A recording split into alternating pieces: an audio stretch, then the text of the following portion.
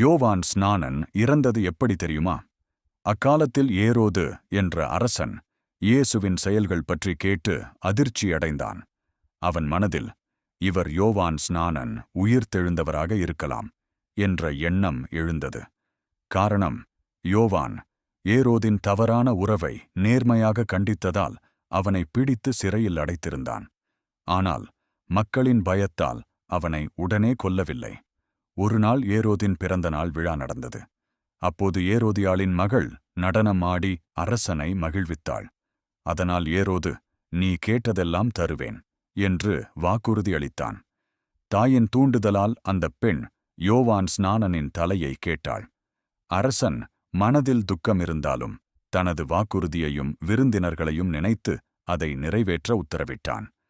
யோவான் கொல்லப்பட்டார். பின்னர் அவருடைய சீஷர்கள் உடலை அடக்கம் செய்து இந்தச் செய்தியை இயேசுவிடம் தெரிவித்தனர்.